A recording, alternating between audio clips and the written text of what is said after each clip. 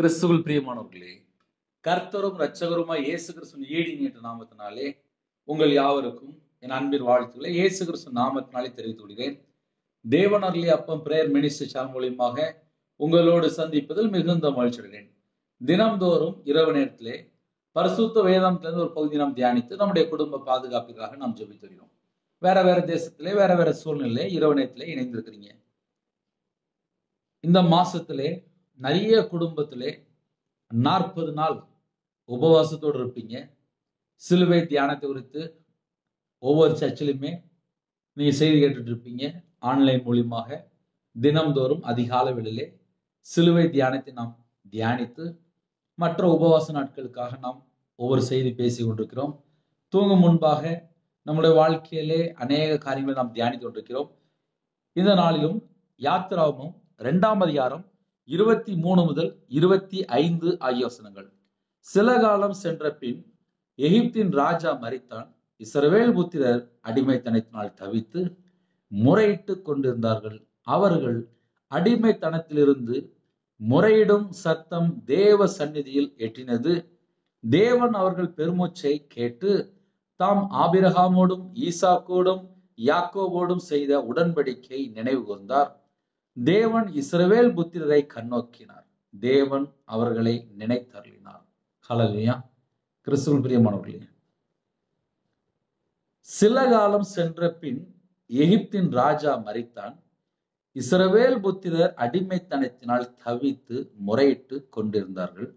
அவர்கள் அடிமைத்தனத்திலிருந்து முறையிடும் சத்தம் தேவ சந்நிதியில் எட்டினது. ஆவிக்குரிய வாழ்க்கையில ரகசியம் என்ன, இன்னைக்கு இரவு நேரத்தில் நம்ம செய்தி என்ன அப்படின்னு சொல்லி கொஞ்சம் நம்ம ஆழமா போய் பார்க்கும்போது, இஸ்ரவேல் ஜனங்கள் அடிமைத்தனத்தினால் தவித்து முறையிட்டு கொண்டிருந்தார்கள்.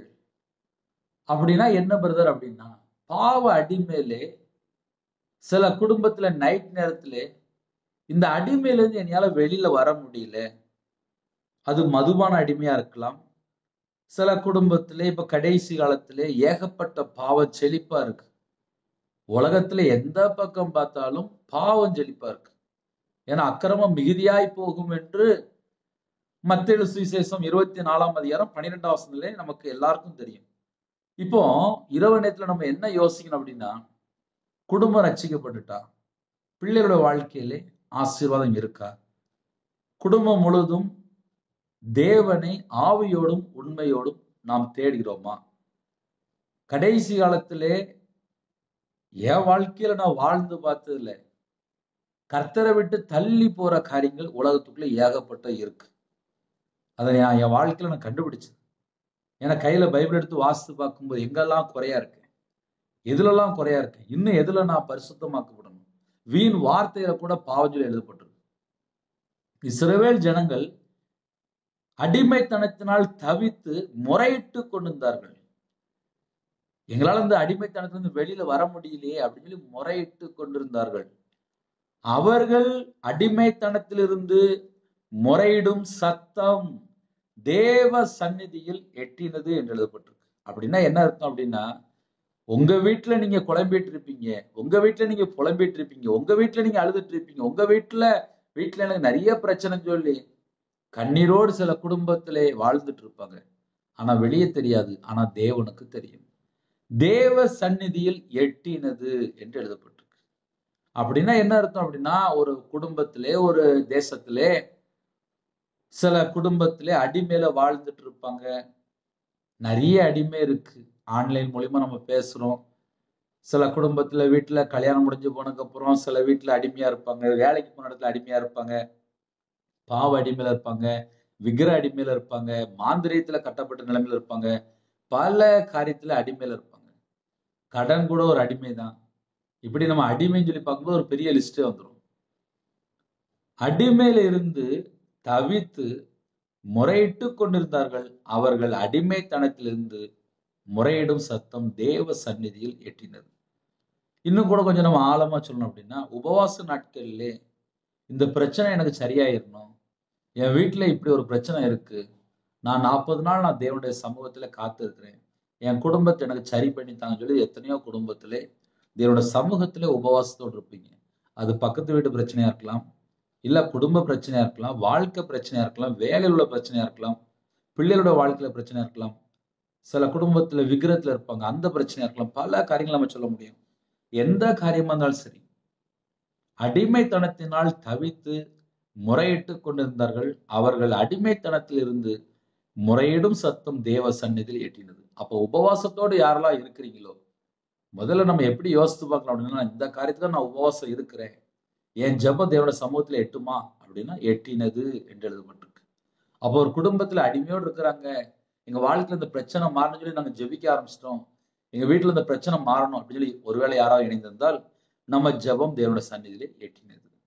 தேவன் அவர்கள் பெருமூச்சை கேட்டு தாம் ஆபிரகாமோடும் ஈசாக்கோடும் யாக்கோவோடும் செய்த உடன்படிக்கை நினைவு கூர்ந்தார்.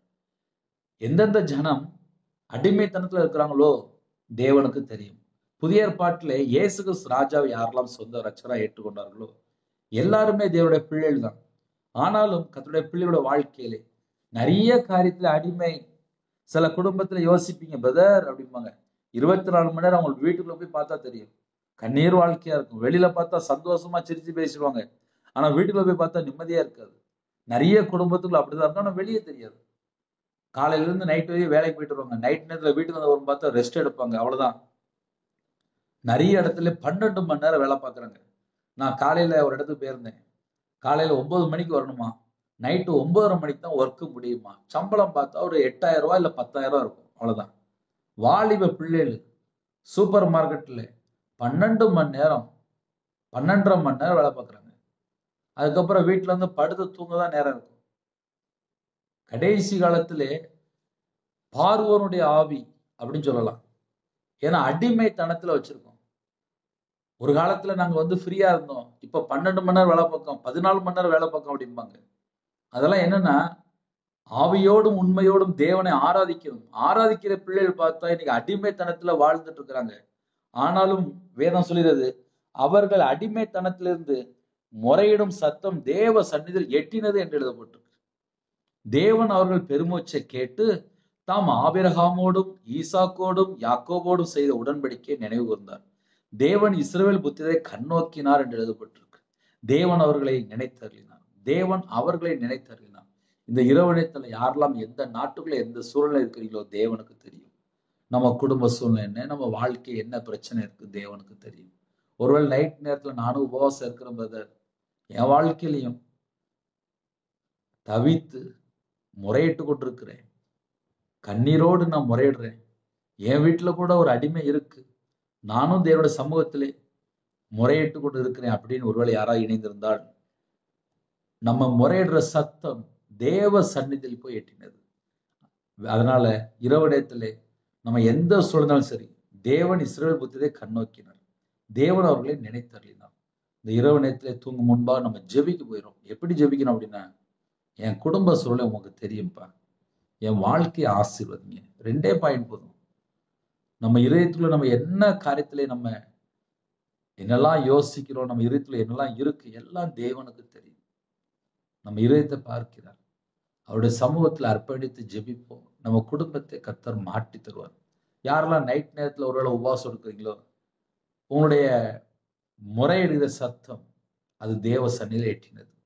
அதே நேரத்துல அடிமைத்தனத்துல இருக்கிறீங்களா, அந்த பிரச்சனை அது எல்லாவற்றுக்கும் ஒரு முடிவு வரும். கேளுங்க, கண்ணீரோடு கேளுங்க, என் குடும்பத்தை இந்த பிரச்சனை எனக்கு மாற்றி தாங்கப்பா அப்படி கேட்பீங்களா? கண்களோடு மூடி நாம் ஜெபம் செய்வோம். இருக்கிற இடத்துல முழங்கால் போடுங்க. கிருபை மகிமை அந்த பரிசுத்தமுள்ள நல்ல தகப்பனே, உண்மை நன்றியோடு துதிக்கிறோம், சொல்கிறோம்ப்பா. உம்முடைய பாதத்தில் அர்ப்பணிக்கிறோம்ப்பா. பகல் முழுவதும் வெளியில போயிட்டு வந்துட்டாங்கப்பா, எல்லா குடும்பத்தையும் பாதுகாத்த கிருபைக்கா நன்றி. எத்தனையோ குடும்பத்துல 12 மணி நேரம் வேலை பார்த்துட்டு வீட்டுக்கு வராங்கப்பா. சில குடும்பத்துல வியாபாரத்துக்கு போயிட்டு பல மணி நேரம் வேலை பார்த்துட்டு வீட்டுக்கு வராங்கப்பா. சரீரம் ஃபுல்லா பலவீனம், குடும்ப பிரச்சனை, வாழ்க்கை பிரச்சனை, இது எல்லாவற்றுக்கும் ஒரு முடிவு தாங்கப்பா. எத்தனையோ குடும்பத்துல உபவாசம் இருக்கிறாங்க. நாங்களும் இந்த 40 நாள் தேவனுடைய சமூகத்திலே விழுந்து கிடக்கிறோம், மன்றாடி ஜெபிக்கிறோம், தாழ்த்துறாங்கப்பா, அர்ப்பணிக்கிறாங்கப்பா, குடும்பத்துக்காக உத்தரவு எடுக்கிறாங்கப்பா. ஒவ்வொரு குடும்பத்தையுமே கர்த்தர் கண்ணோக்கி பாருங்க. எங்க வாழ்க்கை முழுவதும் உங்க பாதவில் அர்ப்பணிக்கிறோம்ப்பா. நைட் நேரத்துல யாரெல்லாம் ஜெபிக்கிறாங்களோ அவங்க இதயத்துக்குள்ள என்னென்ன வேதனை இருக்கோ, என்னென்ன பிரச்சனைகள் எல்லாவற்றையும் மாற்றித்தாங்க. சிறுபிள்ளை முதல் கொண்டு முதியோர் வரை எல்லா குடும்பத்தையும் கர்த்தர் ஆசீர்வதிங்க. பலகணிகளை திறந்து ஆசீர்வதிங்க. பண்டகசாலை திறந்து ஆசீர்வதிங்க. அவங்களோட அப்பத்தின் தண்ணீர் ஆசீர்வதிங்க. அவங்களுடைய கையின் கீழில் ஆசீர்வதிங்க. யாரெல்லாம் உபவாசத்தோடு இருக்கிறாங்களோ தேவ ஆவியினால் நிரப்புங்க. பரிசுத்த ஆவியினால் நிரப்புங்க. சத்திய ஆவியினால் நிரப்புங்க. அக்னி அபிஷேகத்தினால் நிரப்புங்க. புது எண்ணெயால் அபிஷேகம் பண்ணப்படட்டும். அவங்களுடைய இதயத்துல என்னென்ன பாரம் இருக்கோ, எந்தெந்த காரியத்துல என் குடும்பத்துல இந்த பிரச்சனை இருக்கு அப்படின்னு சொல்லி முறையிட்டு கொண்டிருக்கிறாங்களோ அது தேவ சந்நிதியில் எட்டினது என்று நாங்கள் தியானித்தோம்ப்பா. உங்க பிள்ளையோட வாழ்க்கையில அந்த பிரச்சனைக்கு ஒரு முடிவு கொண்டு வாங்க. எல்லா உபத்திரத்தை எல்லாம் மாற்றித்தாங்க. வேதனை, கண்ணீர், கஷ்டம் எல்லாவற்றையும் மாற்றித்தாங்க. சிறுபிள்ளை முதல் கொண்டு முதியோர் வரை எல்லா குடும்பத்தையும் கர்த்தர் வேலை அடைங்க. எல்லா குடும்பத்தையும் பரிசுத்தப்படுத்தி ஆசிரிங்க. அவங்களுடைய அப்பத்தின் தண்ணீரை ஆசிரிங்க. எல்லா பலவீனத்தையும் நீக்கி போடுங்க. நைட் நேரத்தில் டியூட்டியில் இருக்காங்க, நைட் நேரத்தில் டிராவலிங்ல இருக்காங்க, நைட் நேரத்தில் பஸ்ல போயிட்டுருக்காங்க, கார்ல போயிட்டுருக்காங்க, ட்ரெயின்ல போயிட்டுருக்காங்க, ஃபிளைட்ல போயிட்டுருக்காங்க. நைட் நேரத்தில் ஆர்மியில ஜெபிக்கிறாங்க, போலீஸ் ஆஃபீஸை ஜெபிக்கிறாங்க, டாக்டர் ஜெபிக்கிறாங்க, நர்ஸ் ஜெபிக்கிறாங்க, நைட் ஷிஃப்ட்ல வேலை பார்க்குறாங்க, நைட் நேரத்தில் அப்போ பெட்ரோல் பல்க்ல வேலை பார்க்காங்க, வியாபாரம் பார்க்காங்க. நைட் நேரத்தில் எத்தனையோ குடும்பத்திலே வெளியில போயிட்டு வந்துட்டு இருக்கிறாங்க. எல்லா குடும்பத்துக்கும் கர்த்தருடைய பாதுகாப்பு வேணும். படிக்கிற பிள்ளைகளுக்காக ஸ்தோத்திரப்பா. இந்த மாசத்துல யாரெல்லாம் எக்ஸாம் எழுதுறாங்களோ எல்லா குடும்பத்தையும் கர்த்தர் கறந்துட்டு ஆசிரிங்க. நல்ல மார்க் எடுக்கணும். தேவ கிருபையினால தேவ புத்தினால நிரப்புங்கப்பா. கடன்ல கஷ்டப்படுறாங்கப்பா. இந்த மாசத்துடைய தேவைகள் கர்த்தர் சந்திக்கணும். உங்க பிள்ளைகளோட வாழ்க்கையிலே கடன் பிரச்சனைக்கு ஒரு முடிவு கொண்டு வாங்க. அடிமைத்தனத்திலே தவித்து முறையிட்டு கொண்டிருக்கிறாங்க. அந்த பிரச்சனைல இருந்து வெளியில கொண்டு வாங்கப்பா. கர்த்தருடைய கரத்துல அர்ப்பணிக்கிறோம்.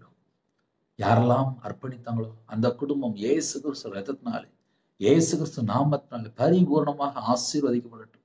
சிறுபிள்ளை முதல் கொண்டு முதியோர் எல்லா குடும்பத்தையும் கர்த்தர் பரிபூர்ணமாக ஆசீர்வதிக்கணும். என் நாமத்து நிமித்தம் எதை கேட்டாலும் என்று சொன்னீராஜா. இயேசு கிறிஸ்து ரத்தத்தினாலே, இயேசு கிறிஸ்து நாமத்தினாலே பரிபூர்ணமாக ஆசீர்வதிங்க. சிறுபிள்ளை முதல் கொண்டு முதியோர் எல்லா குடும்பத்தையும் கர்த்தர் ஆசீர்வதிங்க. அவங்களுடைய அப்பத்தின் தண்ணீர் ஆசீர்வதிங்க ராஜா.